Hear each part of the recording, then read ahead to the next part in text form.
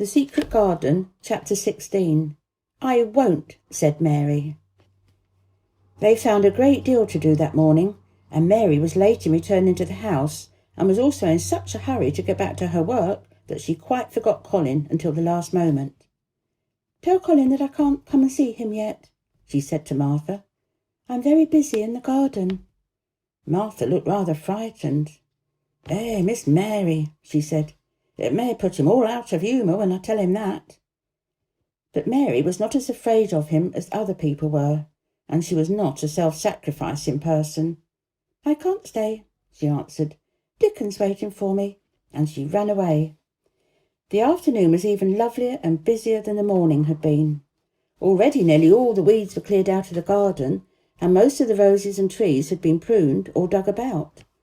Dickon had brought a spade of his own, and he had taught Mary to use all her tools, so that by this time it was plain that though the lovely wild place was not likely to become what they called a gardener's garden, it would be a wilderness of growing things before the springtime was over.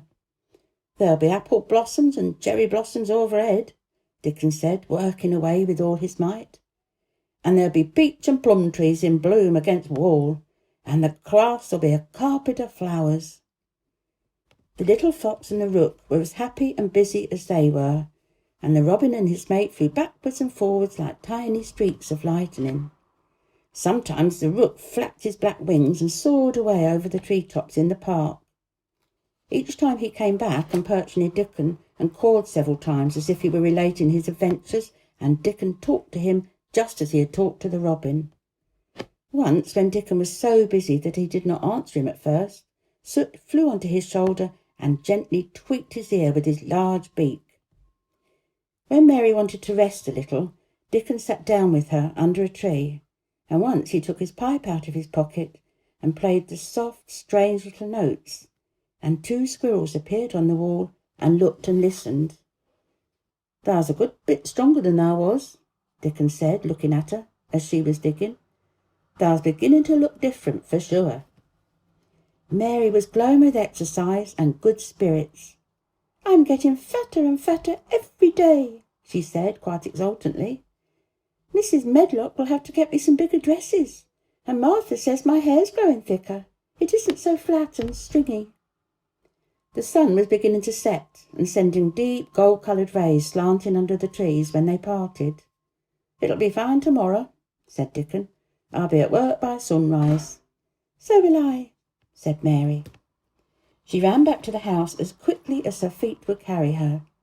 She wanted to tell Colin about Dickon's fox cub and the rook, and about what the springtime had been doing. She felt sure he would like to hear. So it was not very pleasant when she opened the door of her room to see Martha standing waiting for her with a doleful face. "What is the matter?" she asked. "What did Colin say when you told him I couldn't come?" Said Martha, "I wished I'd gone. He were nigh gone into one of his tantrums. There's been a nice to do all afternoon to keep him quiet. He would watch the clock all time." Mary's lips pinched themselves together. She was no more used to considering other people than Colin was, and she saw no reason why an ill-tempered boy should interfere with the things that she liked best.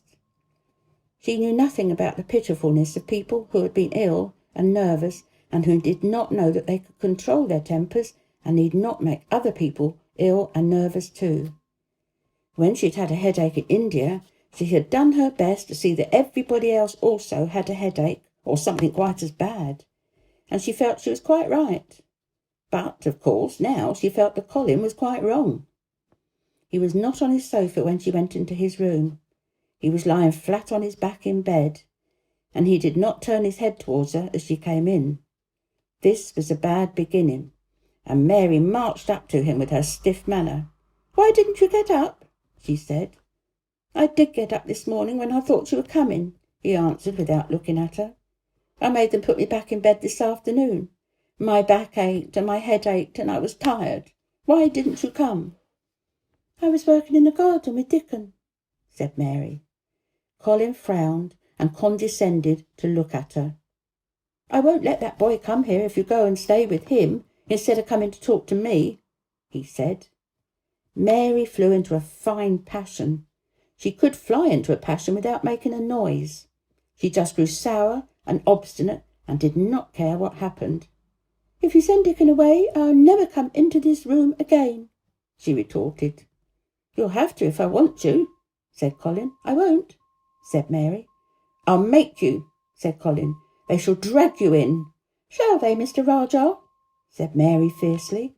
"They may drag me in, but they can't make me talk when they get me here. I will sit and clench my teeth and never tell you one thing, and I won't even look at you. I'll stare at the floor." They were a nice agreeable pair as they glared at each other. If they had been two little street boys, they would have sprung at each other and had a rough and tumble fight. But as it was, they did the next thing to it. "You are a selfish thing," cried Colin. "And what are you?" said Mary. "Selfish people always say that. Anyone is selfish who doesn't do what they want. You're more selfish than I am. You're the most selfish boy I ever saw." "I'm not," snapped Colin. "I'm not as selfish as your fine Dickon is. He keeps you playing in the dirt when he knows I'm all by myself. He's selfish, if you like." Mary's eyes flashed. "He's nicer than any other boy that ever lived," she said. He's like an angel." It might sound rather silly to say that, but she did not care. "A nice angel," Colin sneered ferociously. "He's a common cottage boy off the moor." "He's better than a common Rajah," retorted Mary. "He's 1,000 times better." Because she was the stronger of the two, she was beginning to get the better of him. The truth was that he had never had a fight with anyone like himself in his life, and, upon the whole, it was rather good for him, though neither he nor Mary knew anything about that. He turned his head on his pillow, shut his eyes, and a big tear was squeezed out and ran down his cheek. He was beginning to feel pathetic and sorry for himself, not for anyone else. "I'm not as selfish as you, because I'm always ill, and I'm sure there's a lump coming on my back," he said. "And I'm going to die besides." "You're not," contradicted Mary unsympathetically. He opened his eyes quite wide with indignation. He had never heard such a thing said before. He was at once furious and slightly pleased, if a person could be both at the same time. "I'm not," he cried. "I am. You know I am. Everybody says so." "I don't believe it," said Mary sourly. "You just say that to make people sorry. I believe you're proud of it. I don't believe it. If you were a nice boy it might be true, but you're too nasty." In spite of his invalid back, Colin sat up in bed in quite a healthy rage. "Get out of the room," he shouted, and he caught hold of his pillow and he threw it at her. He was not strong enough to throw it far, and it only fell at her feet. But Mary's face looked as pinched as a nutcracker. "I'm going," she said, "and I won't come back." She walked to the door, and when she reached it she turned round and spoke again. "I was going to tell you all sorts of nice things," she said. "Dickon brought his fox and his rook, and I was going to tell you all about them. Now I won't tell you a single thing." She marched out of the door and closed it behind her. And there, to her great astonishment, she found the trained nurse standing as if she'd been listening. And more amazing still, she was laughing. She was a big, handsome young woman who ought not to have been a trained nurse at all, as she could not bear invalids, and she was always making excuses to leave Colin to Martha or anyone else who would take her place. Mary had never liked her, and she simply stood and gazed up at her as she stood giggling into her handkerchief. "What are you laughing at?" she asked her. "At you two young ones," said the nurse. "It's the best thing that could happen to the sickly, pampered thing, to have someone stand up to him that's as spoilt as himself." And she laughed into her handkerchief again. "If he'd had a young vixen of a sister to fight with, it would have been the saving of him." "Is he going to die?" "I don't know, and I don't care," said the nurse. "Hysterics and temper are half what ails him." "What are hysterics?" asked Mary. "You'll find out if you work him into a tantrum after this. But at any rate, you've given him something to have hysterics about, and I am glad of it." Mary went back to her room, not feeling at all as she had felt when she came in from the garden. She was cross and disappointed, but not at all sorry for Colin. She had looked forward to telling him a great many things, and she had meant to try to make up her mind whether it would be safe to trust him with the great secret. She had been beginning to think it would be, but now she had changed her mind entirely. She would never tell him, and he could stay in his room and never get fresh air and die if he liked. It would serve him right. She felt so sour and unrelenting that for a few minutes she almost forgot about Dickon and the green veil creeping over the world and the soft wind blowing down from the moor. Martha was waiting for her, and the trouble in her face had been temporarily replaced by interest and curiosity. There was a wooden box on the table, and its cover had been removed and revealed that it was full of neat packages. "Mr. Craven sent it to you," said Martha. "It looks as if it had picture books in it." Mary remembered what he had asked her the day she had gone to his room. "Do you want anything? Dolls, toys, books?" She opened the package, wondering if he had sent a doll, and also wondering what she would do with it if he had. But he had not sent one. There were several beautiful books, such as Colin had, and 2 of them were about gardens and were full of pictures.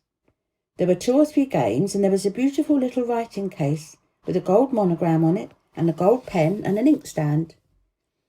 Everything was so nice that her pleasure began to crowd her anger out of her mind. She had not expected him to remember her at all, and her hard little heart grew quite warm. "I can write better than I can print," she said, "and the first thing I shall write with that pen will be a letter to tell him how much I am obliged."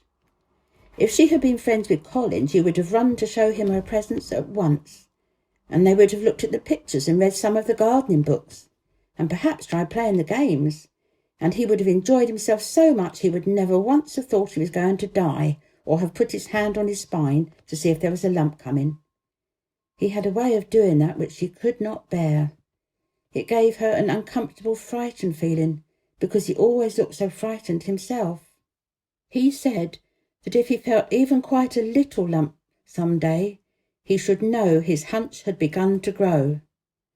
Something he had heard Mrs. Medlock whispering to the nurse had given him the idea, and he had thought it over in secret until it was quite firmly fixed in his mind. Mrs. Medlock had said that his father's back had begun to show its crookedness in that way when he was a child. He had never told anyone but Mary that most of his tantrums, as they called them, grew out of his hysterical hidden fear. Mary had been sorry for him when he had told her that. "He always began to think about it when he was cross or tired," she said to herself. "And he has been cross today. Perhaps he had been thinking about it all the afternoon." She stood still, looking down at the carpet and thinking. "I said I would never go back again." She hesitated, knitting her brows. "But perhaps, just perhaps, I will go and see, if he wants me, in the morning. Perhaps he'll try to throw his pillow at me again. But I think I'll go."